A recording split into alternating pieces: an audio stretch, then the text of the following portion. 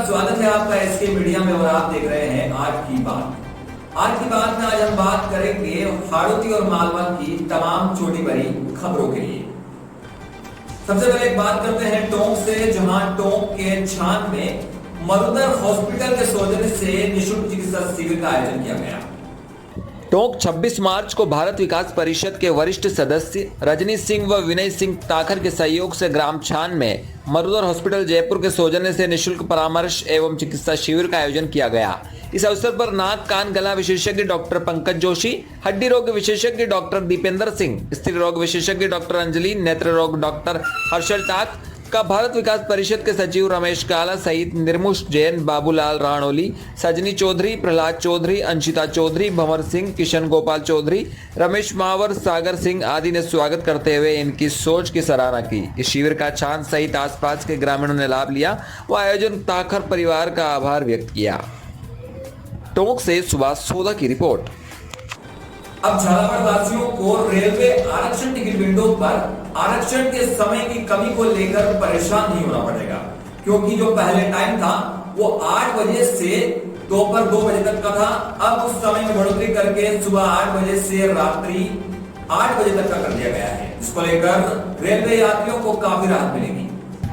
Railway द्वारा rail यात्रियों की सुविधा को देखते हुए रेलवे बुकिंग विंडो पर टिकट आरक्षण का समय सुबह 8 बजे से रात्रि 8 बजे तक कर दिया गया है। पूर्व में सुबह 8 बजे से दोपहर 2 बजे तक ही आरक्षण किया जाता था, जिससे यात्रियों को काफी परेशानी उठानी पड़ती थी और घंटों लाइन में खड़े होने के बाद भी अपना नंबर आने तक 2 बजे जाने से आरक्षण करवाने से वंचित रहना पड़ता था। यात्रियों की समस्या को लेकर व्यापार महासंघ ने रेल प्रबंधक कोटा के नाम ज्ञापन स्टेशन अधीक्षक टेकचंद मीणा को सौंपा था, जिसमें मांग की गई थी कि आरक्षण का समय सुबह 8 से रात्रि 8 बजे तक किया जाए, जिस पर रेल प्रशासन ने कार्रवाई करते हुए भवानी मंडी, श्यामगढ़, चौमेला, विक्रमगढ़, आलोट में आरक्षण का समय सुबह 8 से रात्रि 8 बजे तक कर दिया है। इस आदेश से नागरिकों को राहत मिलेगी। व्यापार संघ द्वारा रेल प्रशासन का आभार व्यक्त किया गया। चौमेला से रमेश मोदी की रिपोर्ट। अगलेरा के निरोगधाम हॉस्पिटल में डॉक्टर ओपी मीणा के प्रयासों के चलते एक बड़े जटिल ऑपरेशन को सफलतापूर्वक अंजाम दिया गया। पहले इस तरह के ऑपरेशन को लेकर ग्रामीण बड़े बड़े महानगरों में जाते थे, लेकिन अब कस्बे में इस तरह के इतने बड़े ऑपरेशन सफलतापूर्वक होने के बाद ग्रामीणों को बड़ी राहत मिलेगी। अकलेरा में Nirogdham hospital and research centre में एक मरीज की कूल्हे की हड्डी का जटिल ऑपरेशन किया गया। अस्पताल में कार्यरत वरिष्ठ हड्डी रोग विशेषज्ञ डॉक्टर ओपी मीणा ने बताया कि पीपरीपुरा तहसील खिलचीपुर निवासी किशनलाल का एक्सीडेंट हो गया था, जिसकी वजह से उसके कूल्हे की हड्डी में जटिल फ्रैक्चर हो गया।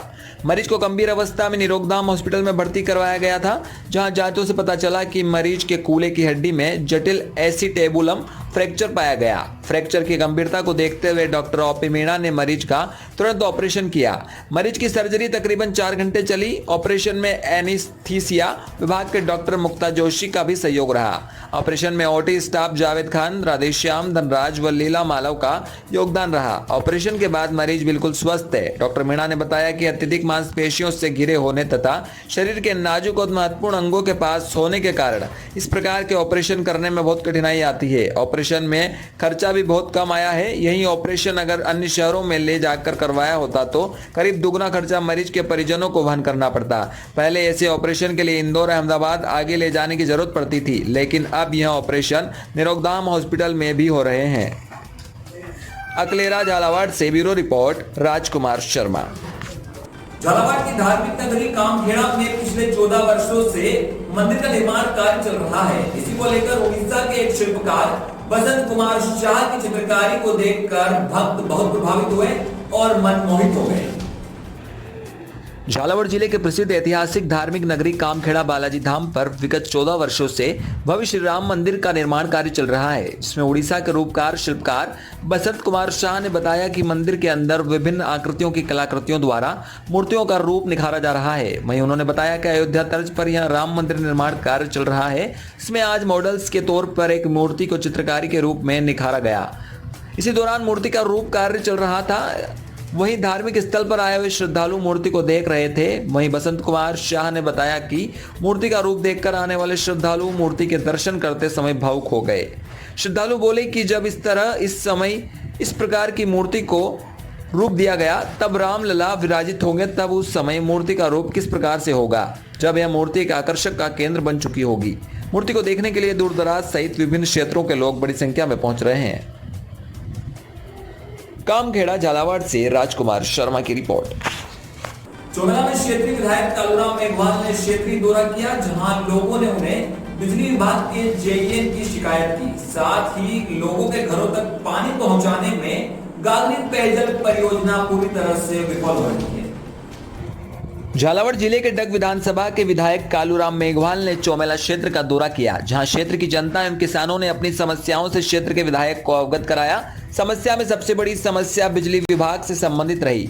ग्रामीणों एवं किसानों का आरोप है कि बिजली विभाग की जेईएन की तानाशाही से हर कोई त्रस्त है। मामूली से विवाद में किसानों एवं उपभोक्ताओं के ऊपर एफआईआर दर्ज करवा दी जाती है, जिसको लेकर किसानों को मुश्किलों का सामना करना पड़ता है। वहीं बार बार बिजली की कटौती की जाती है एवं बिजली विभाग को फोन लगाने पर संतुष्टि पूर्वक जवाब नहीं मिलते। बिजली बिलों में भी भारी अनियमितताओं की शिकायत की गई। विधायक ने कहा कि एक तरफ किसान की फसल प्राकृतिक प्रकोप के चलते खराब हो चुकी है, वहीं बिजली विभाग द्वारा गरीब किसानों को हजारों रुपए का बिल पकड़ाया जा रहा है, जिससे किसानों में बिजली विभाग के अधिकारियों एवं कर्मचारियों के खिलाफ भारी आक्रोश है। दूसरी बड़ी समस्या गागरिन पेयजल से आ रही है, जहां करोड़ों रुपए की लागत से बनाई हुई यह परियोजना फेल होती दिखाई दे रही है। लोगों के घरों तक पानी पहुंचाने में गागरिन परियोजना असफल हो रही। चोमेला से रमेश मोदी की रिपोर्ट। जन समस्याएं आपके सामने आई है। चोमेला क्षेत्र में मैं अभी सभी जगह जनसंपर्क कर रहा हूँ। अधिकतर बिजली की समस्या आ रही है। बिजली की जो जेईएन का जो किसानों के साथ में व्यवहार वो ठीक नहीं है। मैंने इसके बारे में एसी साहब से और एक्शन साहब से भी अवगत कराया। एक कचनारा में किसान ने पैसे जमा कराने के बाद भी उसके खिलाफ एफआईआर दर्ज कराई और 151 में पाबंद कराया। मैंने फ़ोन करके एक्शन साहब से उनका ट्रांसमीटर आज वापस दिलवाया। और कोई पत्रकारों के साथ भी ऐसे सुनने में आई कि उनके साथ भी धमकी दी गई कि आपके खिलाफ एफआईआर दर्ज की जाएगी। तो मैंने एक्शन साहब से बात करी है और उनका रवैया ठीक नहीं है। किसान परेशान है और इस क्षेत्र में अल्प बारिश के कारण सारे बिल माफ़ होने चाहिए। बाकी सरकार ने और इन जेईएन आईएन ने जिसके 20,000 का बिल आता है उसको 50,000 का दे रहे हैं, जिसके 1,000 का आता है उसको 10,000 का दे रहे हैं। इस प्रकार से किसानों की सबसे भारी समस्या बिजली की है। दूसरी समस्या पानी की। गागरिन परियोजना से हमारी महाराज साहब ने 380 करोड़ रुपए लगा के करीब 75 किलोमीटर लाइन डाली थी। वो लाइन अभी तक पूरी नहीं कर पाई है सरकार और पानी देने में बिल्कुल विफल है। मैं अधिकारियों से भी कई बार मैंने कहा, इसका विधानसभा में आवाज़ उठाई। अगर इस प्रकार का इनका रवैया रहा तो इनके खिलाफ हम धरना देंगे। और खबर गंगधार से, जहां गंगधार में एक खेत के कुएं में 23 मार्च की बीती रात को एक तेंदुआ गिरकर फंस गया था। लेकिन तेंदुआ सुबह होते होते खुद ब खुद निकलने की जानकारी मिली थी।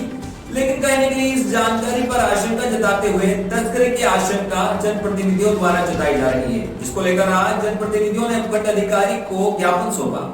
गंगधार उपखंड के गांव करणपुरा में 23 मार्च की देर शाम एक कुएं में गिरे तेंदुए के मामले में क्षेत्रीय जनप्रतिनिधियों ने नाराजगी जताते हुए तस्करी की आशंका को लेकर उपखंड अधिकारी जनक सिंह गंगधार को ज्ञापन दिया, जिसमें उचित जांच कर कार्रवाई की मांग की गई। आपको बता दें कि 23 मार्च की देर शाम करणपुरा गांव के एक खेत के कुएं में भोजन की तलाश में एक तेंदुआ गिर गया था। चरवाहे व ग्रामीणों की सूचना पर क्षेत्रीय प्रशासन व वन विभाग की टीम पहुंची थी और कोटा जिले से रेस्क्यू टीम का 24 मार्च को सुबह आना तय हुआ था। लेकिन तेंदुआ 24 मार्च सुबह होने से पहले ही भाग निकला, जो किसी के गले नहीं उतर रहा। जिस क्रम में क्षेत्र के जनप्रतिनिधि घटनास्थल पर पहुंचे तो कई साक्ष्य सामने आए हैं जो वन विभाग की लापरवाही को दर्शाते हैं। मौके पर कुएं की सीमेंटेड मुंडेर क्षतिग्रस्त है। वह मौके पर टायरों के जरूरत से अधिक घिसे हुए निशान है। मुंडेर के निचले हिस्से में खून के धब्बे हैं। वहीं आसपास से पेड़ की शाखा काटकर उसको निकालने का प्रयास की आशंका और उस पेड़ की कटी हुई साग के यहाँ मिट्टी का लेप लगाकर साक्ष्य को छिपाने का प्रयास किया गया। मौके से लकड़ियों व साग नदारद है। ग्रामीणों के अनुसार उस रस्सी के 4 टुकड़े हो चुके थे। कुआं सीमित वर्गाकार होने के कारण 18 से 20 फीट की रस्सी पर चढ़कर भाग जाना संभव नहीं है। वहीं जनप्रतिनिधियों ने तेंदुए की तस्करी की आशंका भी जताई, जिस सिलसिले में जनप्रतिनिधि दल उपखंड अधिकारी जनक सिंह से मिला और ज्ञापन देकर इस विषय से अवगत कराया गया। उचित जांच कर कार्रवाई की मांग की गई, जिस दौरान पंचायत समिति सदस्य प्रतिनिधि नंद किशोर राठौर, चोमेला सरपंच प्रतिनिधि अशोक भंडारी, रोजाना ग्राम पंचायत सरपंच प्रतिनिधि पीरू सिंह, पंचायत समिति सदस्य नरवर सिंह, श्याम सिंह करणपुरा, कमल सिंह, नेपाल सिंह व अन्य ग्रामीण मौजूद रहे। चोमेला से रमेश मोदी की रिपोर्ट। तो ये थे आज के मुख्य समाचार। कल फिर मिलेंगे इसी वक्त इसी बुलेटिन में। तब तक के लिए बने रहिए SK मीडिया न्यूज के साथ।